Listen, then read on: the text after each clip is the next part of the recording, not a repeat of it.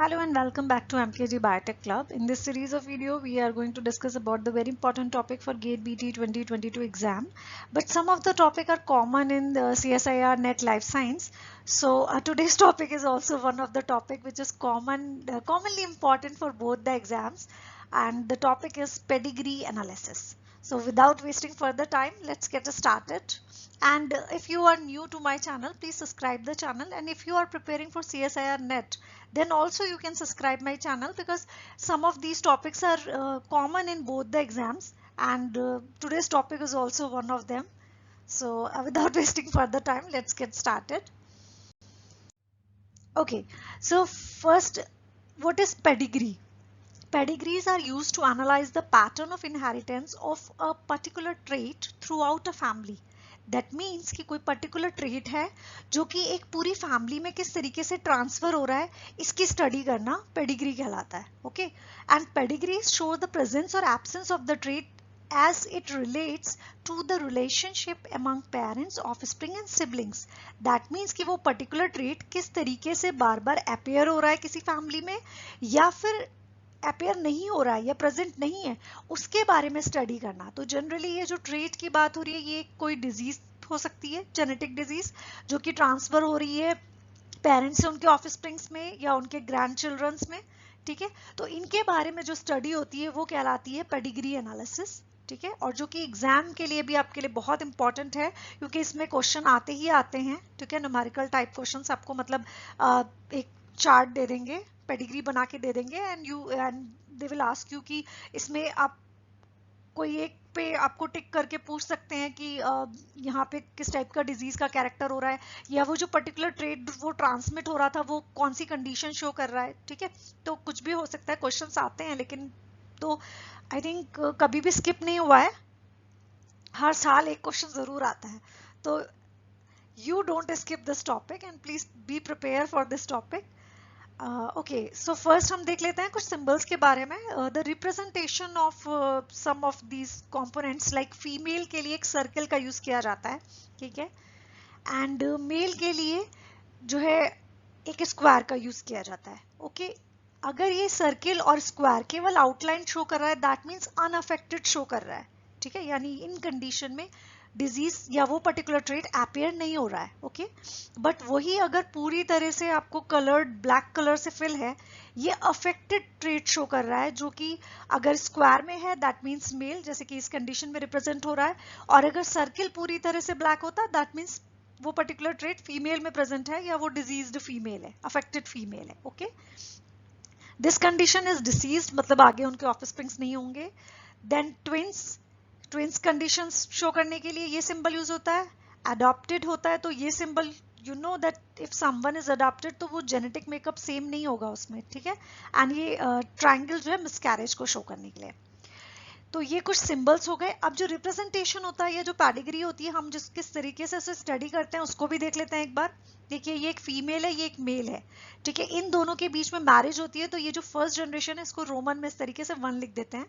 And second, उनके जो offspring produce होते हैं उसको सेकंड जनरेशन की तरह ट्रीट किया जाता है.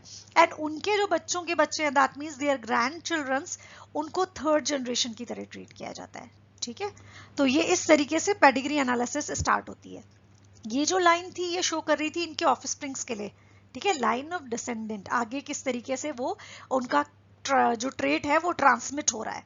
एंड ये जो है ये सिबलिंग की लाइन है कि ये दोनों कैसे हैं, ये भाई बहन है. ठीक है, क्योंकि एक मेल है और एक फीमेल है.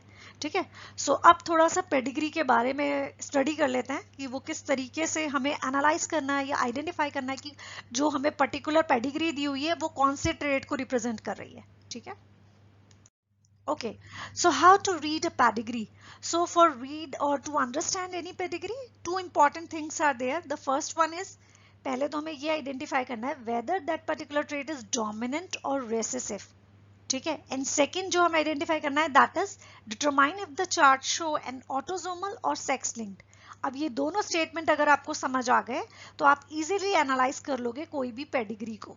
ये दो बातें आपको अच्छे से याद करनी है, ये कॉन्सेप्ट यहीं पे क्लियर कर लो. ठीक है, तो देख लेते हैं.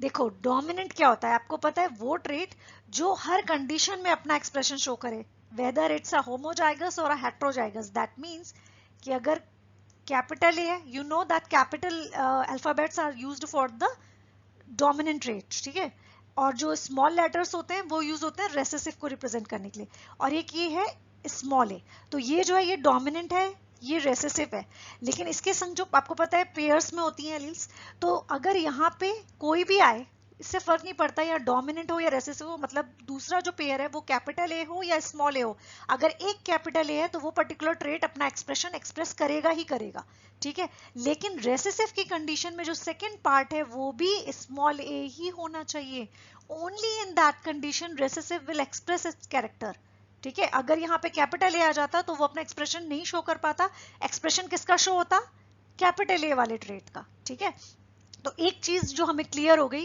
कि अगर कोई मदर या फादर अफेक्टेड हैं, वो हेट्रोजाइगस भी हो सकते हैं, होमोजाइगस भी हो सकते हैं, अगर वो डोमिनेंट हैं तो जो उनके ऑफस्प्रिंग्स होंगे हो सकता है वो अनअफेक्टेड हो, क्योंकि अगर वो हेट्रोजाइगस कंडीशन शो कर रहे हैं तो जिसके पास ये वाला कैपिटल ए जाएगा वो तो चिल्ड्रन अफेक्टेड होगा, लेकिन जिसके पास ये स्मॉल ए जाएगा वो अनअफेक्टेड होगा अगर डोमिनेंट है ट्रेट, ठीक है, लेकिन अगर रेसेसिव है तो आपको दिख रहा है यहाँ कोई ऑप्शन ही नहीं है, दोनों स्मॉल ए है, तो इसका मतलब कि रेसेसिव वाले में अगर अफेक्टेड है, दोनों पेरेंट्स अफेक्टेड हैं, इन दैट केस कभी भी अनअफेक्टेड ऑफस्प्रिंग प्रोड्यूस ही नहीं होगा, अगर if both the parents are affected और they always have affected child, ठीक है, लेकिन डोमिनेंट के केस में अगर पेरेंट्स अफेक्टेड हैं हो सकता है कि उनका जो ऑफस्प्रिंग हो वो अनअफेक्टेड हो, ठीक है, फर्स्ट थिंग।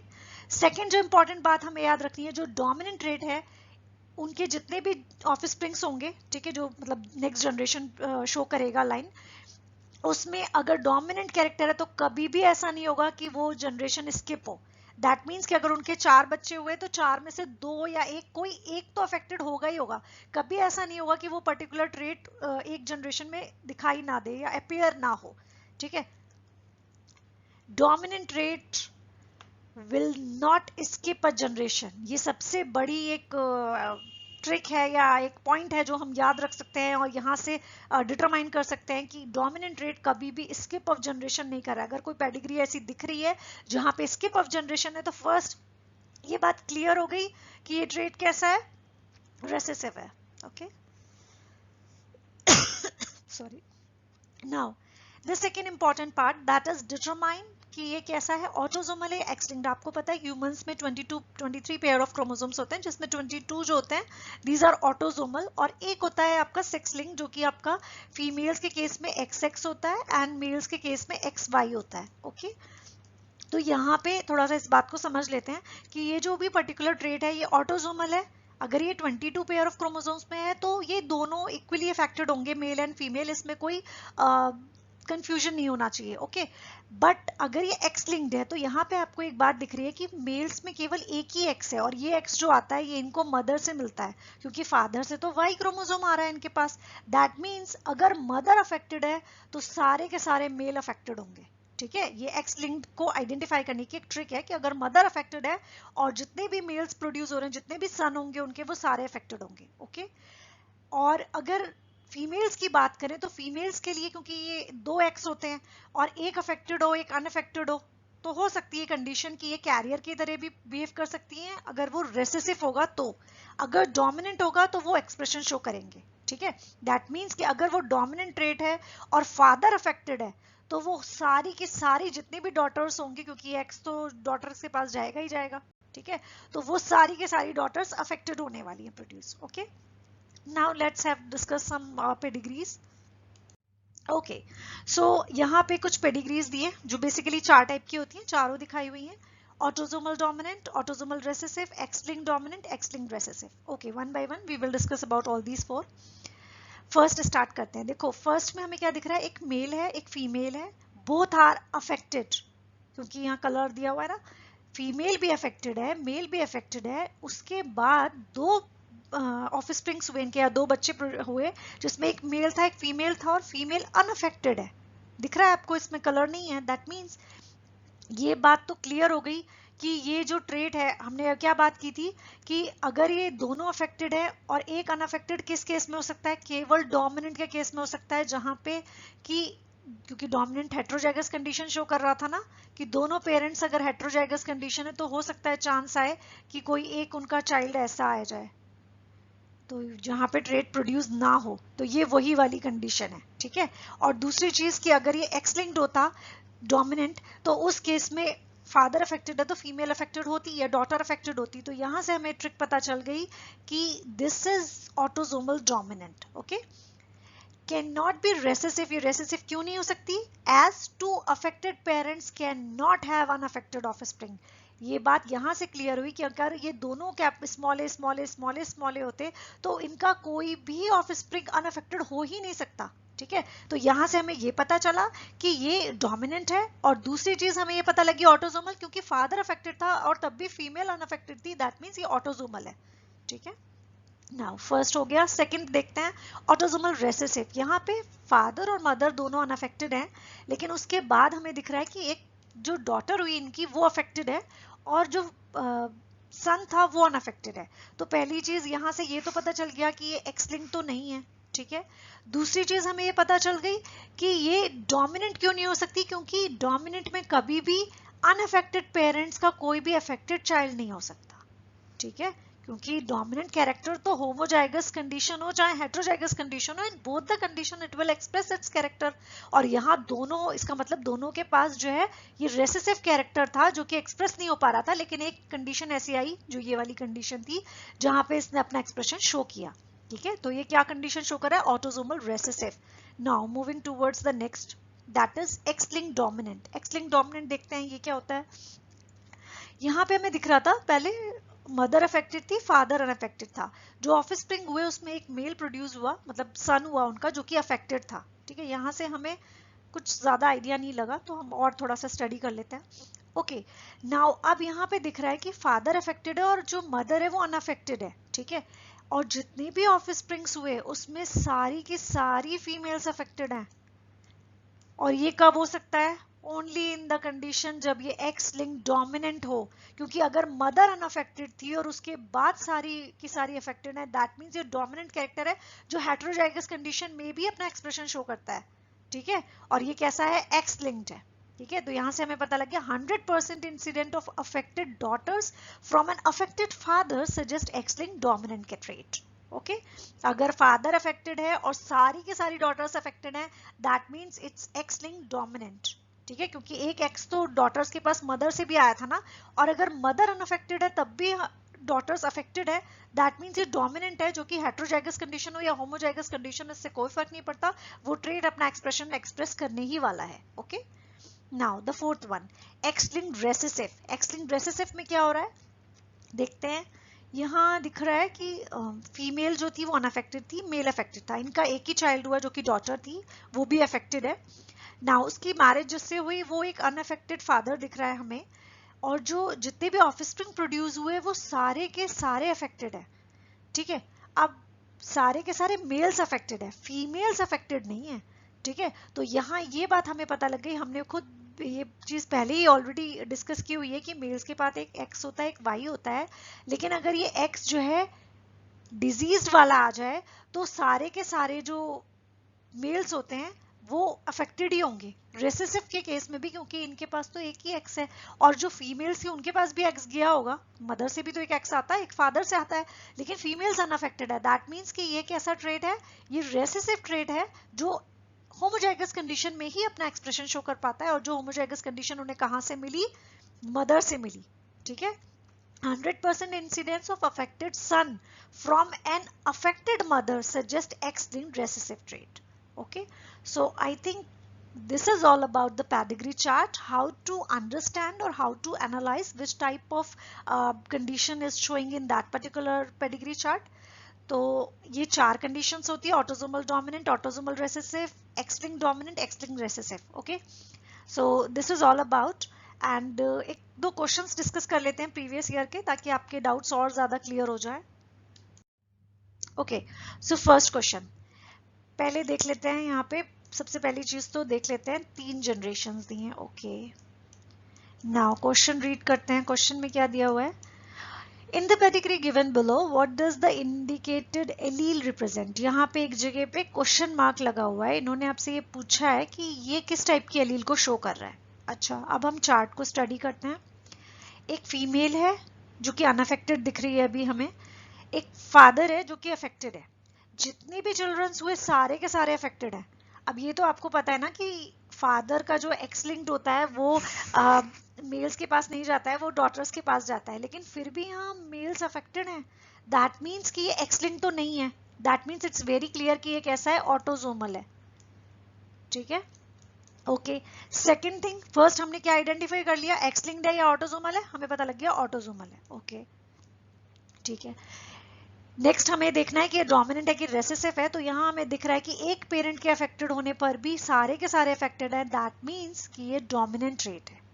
ठीक है, क्योंकि अगर ये जो है रेसेसिव होता तो सारे अनअफेक्टेड, मतलब सारे अफेक्टेड नहीं होते, कुछ अफेक्टेड होते कुछ अनअफेक्टेड होते। और रेसेसिव जो होता है केवल होमोजाइगस कंडीशन में अपना एक्सप्रेशन शो करता है। You know that we got whatever the alleles we receive from both the parents, एक मेल से एक फीमेल से। ठीक है, तो यहाँ फीमेल हमें दिख रही है अनअफेक्टेड। इन केस अगर ये हेट्रोजाइगस कंडीशन भी शो कर रही है तो कुछ जितने भी ऑफस्प्रिंग्स हुए कुछ के पास जो है डोमिनेंट कैरेक्टर जाता, कुछ के पास रेसेसिव जाता है ना, लेकिन यहाँ सारे के सारे अफेक्टेड हैं। दैट मीन्स ये कैसा है, डोमिनेंट ट्रेट है। अब क्वेश्चन के अकॉर्डिंग इन्होंने केवल ये वाली इस बॉक्स के बारे में पूछा था, पूरी डिटेल हमसे नहीं पूछी थी। इन्होंने बस पूछा था कि ये जो एक मेल अफेक्टेड है ये कौन सा ट्रेट शो कर रहा है, तो ये कौन सा शो कर रहा है, it's showing dominant allele. Okay, तो क्वेश्चन इसी तरीके से आते हैं और आप बहुत इजीली एनालाइज कर लोगे अगर ये छोटी छोटी सी ट्रिक्स आपको याद है कि पहले हमें क्या आइडेंटिफाई करना है कि डोमिनेंट है या रेसेसिव है, एंड सेकंड हमें ये आइडेंटिफाई करना है ऑटोसोमल है या एक्स लिंक्ड है। ये दोनों चीजें क्लियर हो गई तो हम उन चारों में से आइडेंटिफाई कर लेंगे कि कौन सा ट्रेट रिप्रेजेंट हो रहा है। चलो एक और क्वेश्चन देख लेते हैं। ओके, नाउ यहाँ पे भी 3 जनरेशन दिए हैं, first second and third. What should be the genotype of the indicated member? इन्होंने जीनोटाइप पूछा है और ये क्या है, आपकी फीमेल है जो कि अफेक्टेड दिख रही है। पेरेंट्स अनअफेक्टेड थे बट ऑफस्प्रिंग्स अफेक्टेड प्रोड्यूस हुए हैं। पेरेंट्स अनअफेक्टेड थे, समझ रहे हो, पेरेंट्स अनअफेक्टेड है। दैट मीन्स पेरेंट्स कैसा कंडीशन शो कर रहे हैं, ये वाली कंडीशन शो कर रहे हैं। और ये ट्रेट कैसा है, रेसेसिव ट्रेट है, और पेरेंट्स अनअफेक्टेड दिख रहे हैं। ठीक है, क्योंकि कुछ चिल्ड्रन अफेक्टेड हैं कुछ अनअफेक्टेड हैं। देखो इनके 4 ऑफस्प्रिंग्स हुए, 2 डॉटर हैं और 2 सन हैं, जिसमें से एक डॉटर और एक सन अफेक्टेड है। ठीक है, तो इट क्लियरली इंडिकेट, कौन सा इंडिकेट कर रहा है, ये आपका रेसेसिव कैरेक्टर को शो कर रहा है। ठीक है, अब यहाँ पे इन्होंने हमसे पूछा था ये जो क्वेश्चन मार्क बना है ये क्या रिप्रेजेंट कर रहा है। अब सिंबल्स देख लो, कैपिटल ए आपको पता है capital letter are using for the dominant trait. ठीक है, तो ये तो नहीं है होमोजाइगस डोमिनेंट, तो बिल्कुल भी नहीं है क्रॉस। यहाँ पे आपको दिया है डोमिनेंट दिया है बट हेट्रोजाइगस कंडीशन दी है, ये भी नहीं।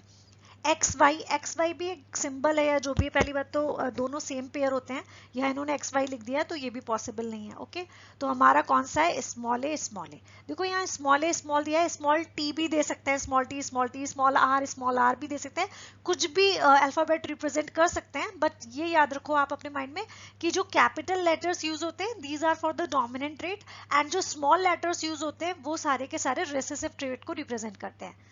तो I think this is all about the pedigree analysis, and I hope मैंने कोशिश की है कि आपके सारे डाउट्स क्लियर हो गए हो, and now this topic is very clear to you and you are ready to solve any question for the pedigree part.